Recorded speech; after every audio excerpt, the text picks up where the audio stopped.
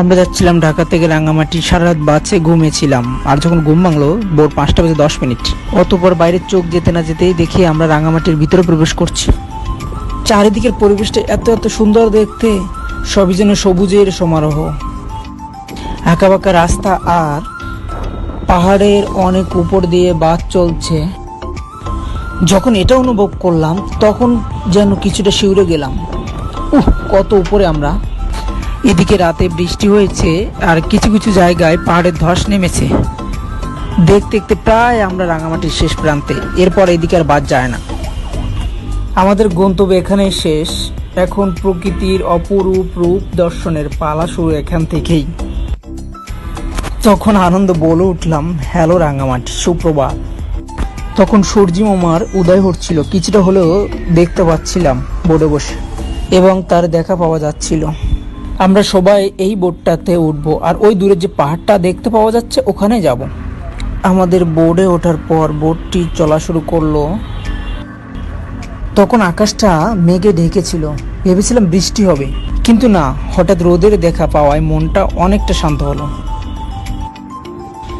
এখন যে লেকটি দেখা যাচ্ছে এটা হলো রাঙামাটির কাপ্তাই লেক। এ এক বিশাল জলরাশির মেলবন্ধন।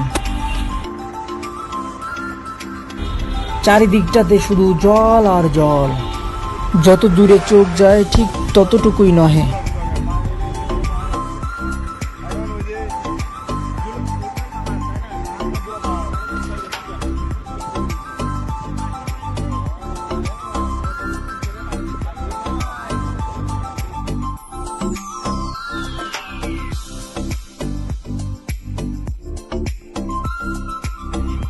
এদিকে যত দূর চোখ যায় পাহাড় আর পাহাড়।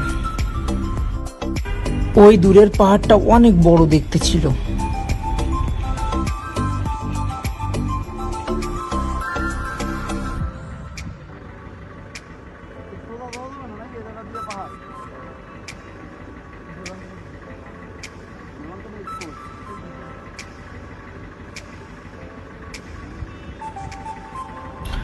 ওই দূরে যে শহর দেখা যাচ্ছে ওটা হলো রাঙামাটি শহর। এই শহরে সবাই আসে কেনাকাটার জন্য। আর এখন যেখানে আছি যেন জল ছবির দেশ, মনোরম এক অপূর্ব প্রকৃতি, যা নিজের চোখে না দেখলে বলে বোঝানো যাবে না। যেন জল তুলিতে আঁকা এক জল রঙের ছবি। রাঙামাটির শহরের ওপার পাশে বড় এক পাহাড়, যা দূর থেকে দেখতে অনেক সুন্দর লাগে, যা কল্পনা করাও যায় না।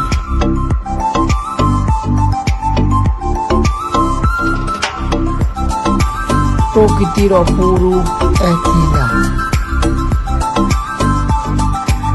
যা সবাইকে বারবার মুগ্ধ করবে। সারি সারি যে পাহাড়গুলো ছিল সেগুলো দেখতে ফুলের মতো। পাহাড় দেখে মনে হয় যেন অসংখ্য রঙের ফুলে সাজানো অনেক জিনিস।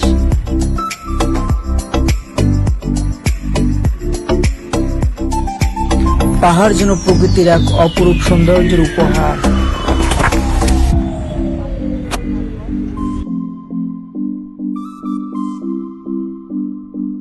সূর্যটা অনেক উত্তপ্ত এবং অনেক রোদ্দুর দিচ্ছিল, কিন্তু তা অপেক্ষা করে আমরা প্রকৃতির অপূর্ব লীলাময় দৃশ্যপট উপভোগ করতে থাকি, যা চোখ জোড়ানো এক অপরূপ সৌন্দর্যে ঘেরা।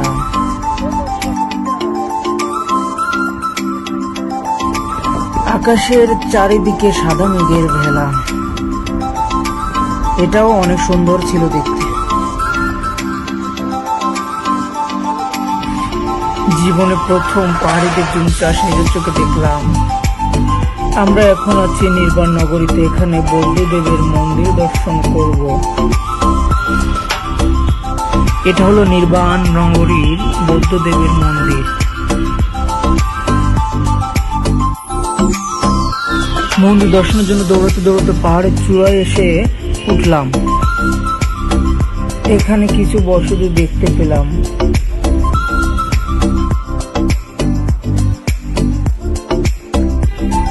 আমরা একটা ঝর্ণাতে আসি, যা সুবলং জলপ্রপাত নামে সবাই জানে এবং সবাই এটা চিনে।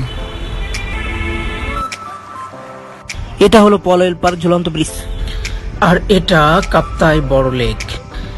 এখানে দাঁড়িয়ে মনোরম দৃশ্য উপভোগ করতে থাকি, কিন্তু বৃষ্টি আসার সময় হয়ে গেছিল। চারিদিকটা কালো মেঘে ছেয়ে গেছে, মনে হয় এখনই নামবে বৃষ্টি। সাথে অনেক ঝোড়ো হাওয়া বইছিল। হঠাৎ একটি কবিতা মনে পড়লো, আবার আসিব ফিরে ধানসিঁড়িটির তীরে এই বাংলায়, হয়তো মানুষ নয় হয়তো বা শঙ্খশীল শালিকের বেশ। হঠাৎ অশান্ত মনকে শান্ত করে দিতে বৃষ্টি নামলো। সন্ধ্যা প্রায় ঘনিয়ে এলো, তখন গাইতে ইচ্ছা করলো, তুমি সন্ধ্যার মেঘমালা, তুমি আমারও সাধের সাধনা।